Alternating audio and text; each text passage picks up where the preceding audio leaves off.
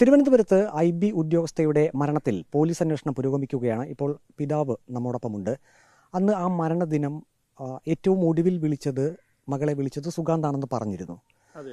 അവർ തമ്മിലുള്ള സംഭാഷണത്തിൽ മകളുടെ മനസ്സിനെ വേദനിപ്പിക്കുന്ന എന്തെങ്കിലും ഉണ്ടാകാൻ ഒരു സാധ്യതയുണ്ട്, അങ്ങനെ സംശയിക്കുന്നുണ്ട്. ആ സമയത്ത് മകളെ വേദനിപ്പിക്കുന്ന രീതിയിൽ ഭീഷണിപ്പെടുത്തുകയോ വേറെ എന്തെങ്കിലും രീതിയിലുള്ള സംസാരം നടന്നിട്ടുണ്ട്. ആ സമയത്താണ് പെട്ടെന്ന് ട്രെയിൻ വന്ന് ചാടിയിട്ടുണ്ടെന്ന് ആണ് നമ്മൾ ശക്തമായി വിശ്വസിക്കുന്നത്. അങ്ങനെയാണെങ്കിൽ അത് സുഗാന്തിന്റെ ഒരു ആത്മഹത്യാ പ്രേരണയായിട്ട് മാറില്ലേ? അതെ, കാരണം ഏറ്റവും അവസാനം വിളിച്ചത് സുഗാന്താണെന്ന് പോലീസ് കണ്ടുപിടിച്ചിട്ടുണ്ട്. അപ്പോൾ ഇത് അദ്ദേഹം ഭീഷണിപ്പെടുത്തുകയോ അല്ലെങ്കിൽ മരിക്കത്തക്ക രീതിയിലുള്ള എന്തോ സംസാരം നടന്നിട്ടുണ്ടെന്ന് നമ്മൾ വിചാരിക്കുന്നു. അതുകൊണ്ടാണ് ഇങ്ങനെ സംഭവിച്ചത്. കുട്ടിയുടെ മാതാവിൻ്റെ ഫോണിലേക്ക് തനിക്കിപ്പോൾ വിവാഹത്തിന് താല്പര്യമില്ല, പഠിക്കണം എന്നൊരു സന്ദേശം അയച്ചിരുന്നില്ല. സ്വാഭാവികമായും വിവാഹത്തിന് താല്പര്യമില്ല എന്നുള്ള രീതിയിൽ വീണ്ടും വീണ്ടും സംസാരങ്ങൾ നടന്നു കാണുമല്ലോ. ആ പരിസരത്ത് വെച്ചും ഒരുപക്ഷെ അത്തരം സംസാരത്തിലേക്ക് പോകാനുള്ളൊരു സാധ്യതയുണ്ടോ? അങ്ങനെ സംശയിക്കുന്നുണ്ടോ? അതെ, അവള് ഇത് പറഞ്ഞിട്ടുണ്ടാവും. ആ സമയത്ത് അതിനെ എതിർത്തുകൊണ്ടെന്നാൽ സാധിക്കില്ല, അല്ലെങ്കിൽ നീ പോയി ചാത്തോ എന്ന രീതിയിൽ സംസാരിച്ചിട്ടുണ്ടാവും. അതുകൊണ്ടാണ് പെട്ടെന്ന് അങ്ങനെ സംഭവിച്ചത്. ഇത് മരിച്ചോ ഇല്ലയെന്ന് ഉറപ്പാക്കാൻ വേണ്ടി ഇവൾ മരിച്ച് അരമണിക്കൂർ കഴിഞ്ഞിട്ട് അവൾ താമസിക്കുന്ന ഹോസ്റ്റൽ വാർഡനെ ഈ പ്രതി വിളിച്ചിട്ടുമുണ്ട്. അതായത് മരണശേഷം അവസാനം ഒരു ഫോൺ കോൾ നടക്കുന്നു. അതിനുശേഷം അച്ഛൻ പറഞ്ഞതുപോലെ ചിലപ്പോൾ ഒരുപക്ഷെ സുഗാന്തിൻ്റെ ഭാഗത്തു നിന്ന് അങ്ങനെ ഒരു സംസാരം ഉണ്ടായിരുന്നിരിക്കാം. അത് മനോവിഷമം ഉണ്ടാക്കി ആ കുട്ടി ചിലപ്പോൾ അങ്ങനെ ഒരു തീരുമാനത്തിലേക്ക് പോയിരിക്കാം. അതിനുശേഷം സുഗാന്ത് തന്നെ ഒരുപക്ഷെ മനസ്സിൽ സംശയിച്ചിരിക്കാം, ഇനി അങ്ങനെ എന്തെങ്കിലും ചെയ്തു കാണുമോ എന്ന്. അതുകൊണ്ടായിരിക്കാം അവിടെ നിന്നും ഹോസ്റ്റലിലേക്ക് കുട്ടി എത്തിയോ എന്ന് ഉറപ്പിച്ചത്. അങ്ങനെയാണ് നമ്മൾ വിശ്വസിക്കുന്നത്. ഹോസ്റ്റൽ വാർഡനെ വിളിച്ചത് ആ ഇതിൽ അറിയുന്നതിന് വേണ്ടി മാത്രമായിരിക്കും. സ്വാഭാവികമായിട്ട് ഹോസ്റ്റൽ വാർഡൻ അവിടെ ചെന്നില്ല എന്നൊരു മറുപടി ആയിരിക്കുമല്ലോ കൊടുക്കുക. ഇവിടെ എത്തിയിട്ടില്ലെന്ന് തന്നെയാണ് പറഞ്ഞിരിക്കുന്നത്. അപ്പോൾ ഏകദേശം സുഗാന്തിനും സംശയം തോന്നിക്കാണും, ഇനി എന്തെങ്കിലും സംഭവിച്ചിട്ടുണ്ടോ സംശയിച്ചിട്ടുണ്ടോ. കാരണം അതുപോലെയുള്ള സംസാരമാണ് നടന്നതെങ്കിൽ തീർച്ചയായിട്ടും സംശയിക്കുമല്ലോ. അപ്പോൾ അത് ഉറപ്പാക്കാൻ വേണ്ടിയാണ് ഹോസ്റ്റലിലേക്ക് വിളിച്ചതെന്നാണ് നമ്മൾ വിചാരിക്കുന്നത്. അതിനുശേഷമാണ് സുഗാന്ത് മാധ്യമ വാർത്തകളിൽ പറയുന്ന രീതിയിൽ സഹപ്രവർത്തകരോട് എനിക്ക് ആ കുട്ടിയെ വലിയ ഇഷ്ടമായിരുന്നു, കല്യാണം കഴിക്കാൻ വേണ്ടിയായിരുന്നു എന്നുള്ള പ്രകടനങ്ങളൊക്കെ നടത്തി എന്നുള്ള രീതിയിലുള്ള വാർത്തകൾ വന്നിരുന്നു.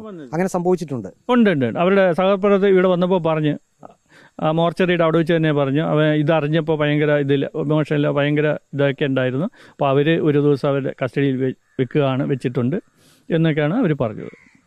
ഇപ്പോൾ പോലീസ് പുതിയ ഓരോ വകുപ്പുകൾ ചുമത്തിക്കൊണ്ടിരിക്കുന്നുണ്ട്. അത് നിങ്ങളുടെ അന്വേഷണത്തിൻ്റെ നിങ്ങൾ സ്വന്തമായി കണ്ടെത്തിയ ചില കാര്യങ്ങൾ പോലീസിനെ അറിയിക്കുന്നുണ്ടല്ലോ. നമ്മൾ ആദ്യമേ കണ്ടുപിടിച്ച കാര്യങ്ങളൊക്കെ പോലീസിനെ അറിയിച്ചു. അതിനുശേഷം അവർ അന്വേഷണം നടത്തി പുതിയ ഇത് കണ്ടുപിടിച്ചിട്ടുണ്ടാവും. അതനുസരിച്ചാണ് പുതിയ വകുപ്പുകൾ ഓരോന്നും ചേർത്തുകൊണ്ടിരിക്കുന്നത്.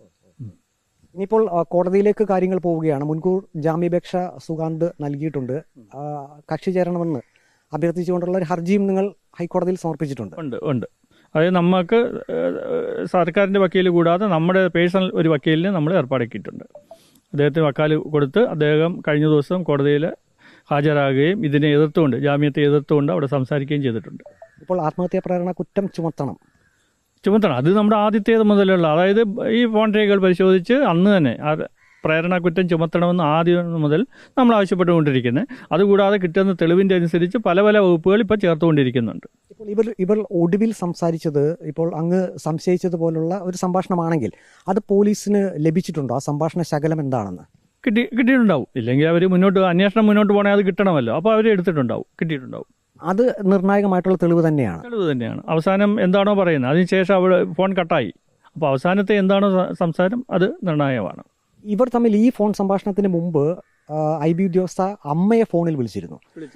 അപ്പോൾ അമ്മയോട് സംസാരിച്ചതായിട്ട് അറിയാൻ കഴിഞ്ഞത്, ഞാൻ ഹോസ്റ്റലിലേക്ക് പോവുകയാണ്, ഭക്ഷണം കയ്യിൽ കരുതിയിട്ടുണ്ട്, ഹോസ്റ്റലിൽ ചെന്ന് കഴിക്കാം. ഭക്ഷണം കരുതിയിട്ടല്ല, ഭക്ഷണം ഞാൻ വാങ്ങിയിട്ട് പോകാനാണ് ഉദ്ദേശിക്കുന്നത്, എന്നിട്ട് റൂമിൽ ചെന്ന് കഴിക്കാം എന്നാണ് പറഞ്ഞത്. അപ്പോൾ ആ ഒരു മൂമെന്റിൽ, ആ ഒരു സന്ദർഭത്തിൽ മനസ്സിൽ വിഷമങ്ങളോ അല്ലെങ്കിൽ ഈ പറയുന്ന ഒരു തീരുമാനത്തിലേക്ക് പോകാനുള്ള ഒരു മാനസികാവസ്ഥയിലോ ആയിരുന്നില്ല കുട്ടി എന്നുള്ളത് ഉറപ്പാണ്. കാരണം ആ സമയത്ത് ഭക്ഷണം വാങ്ങിക്കൊണ്ട് പോവുകയാണെന്ന് പറഞ്ഞിട്ട് പക്ഷേ ബാഗിൽ നിന്നും ഭക്ഷണം കണ്ടെത്തിയിട്ടില്ല. അപ്പോൾ ആ സമയത്ത് വന്ന ഫോൺ കോൾ പ്രകാരം വിഷമിച്ചിട്ട് റൂട്ട് മാറ്റി, ഡയറക്ഷൻ മാറ്റി പോയിട്ടുണ്ടാവും. അതായത് ഹോസ്റ്റലിലേക്ക് പോകുന്ന വഴിയല്ല, പ്രത്യേകം വേറൊരു വഴിയിലേക്കാണ് ഈ റെയിൽവേ ട്രാക്കിലേക്ക് എത്തിയത്. അതെ, ഹോസ്റ്റലിൽ പോകുന്ന റൂട്ടിൽ നിന്ന് മാറിയിട്ട് റെയിൽവേ ട്രാക്ക് റൂട്ടിലേക്ക് ആണ് യാത്ര ചെയ്തത്. അതായത് അമ്മയെ ഫോൺ ചെയ്യുമ്പോൾ പോലും കുട്ടിയുടെ മനസ്സ് ശാന്തമായിരുന്നു, വേറെ പ്രശ്നങ്ങളൊന്നുമില്ല. ഇല്ല, സാറിനെ പോലെയാണ് വിളിച്ചത്. ആഹാരം കഴിക്കുന്ന കാര്യം പറഞ്ഞിട്ടാണ് ഫോൺ വെച്ചത്. ഈ ഒരു വിഷയത്തിൽ നീതിപൂർവമായിട്ടുള്ള ഒരു അന്വേഷണം നടത്തണം.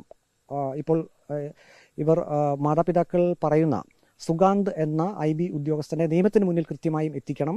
തെളിവുകളുടെ അടിസ്ഥാനത്തിലുള്ള വകുപ്പുകളെല്ലാം സുഗാന്തിനെതിരെ ചുമത്തണം എന്ന് തന്നെയാണ് IB ഉദ്യോഗസ്ഥരുടെ പിതാവ് വ്യക്തമാക്കിയിരിക്കുന്നത്. വീഡിയോ ജേർണലിസ്റ്റ് അജി കുടുംബനൊപ്പം reporter Praveen Purushothaman, in reporter, Pathanamthitta.